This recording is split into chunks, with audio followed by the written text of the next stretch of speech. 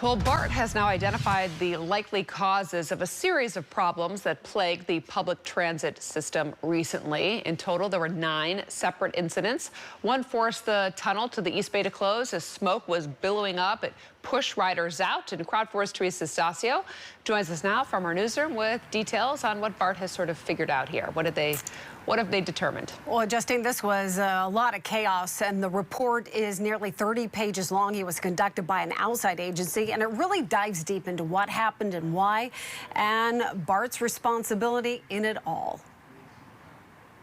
Sparks in the Transbay tube, smoke forcing an evacuation, loud noises and bright flashes. Between August 29 and December 8th last year, BART recorded 9 major service disruptions between the West, Oakland, and Civic Center stations.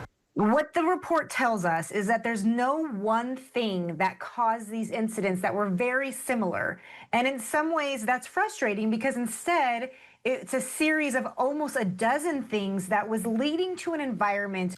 BART spokesperson Alicia Trost reacting to the report completed by an outside agency that will be presented to the full board on Thursday. Good news is now that we know these dozens of factors, we can fix them. Some of it, though, we have almost no control over. The report details its findings following 1,500 hours of work, 37 site visits, 180 inspections, plus 35 tests and 1,500 files reviewed.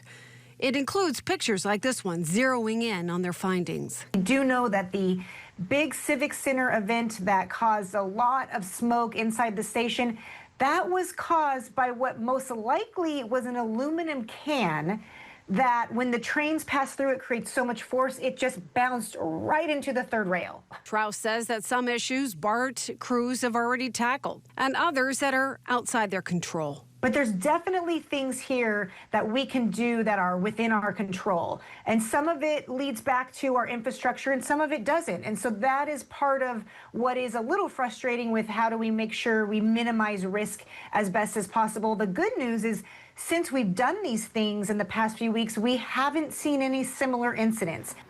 Trout says the bottom line, the report helps identify the problems so that they can get everything fixed and addressed to the public safety. We put the entire report online. You can actually see that aluminum can that was a problem in the Civic Center station. We'll have much more coming up on Crowd 4 News at 3 o'clock. Justine. See you then, Teresa. Thank you.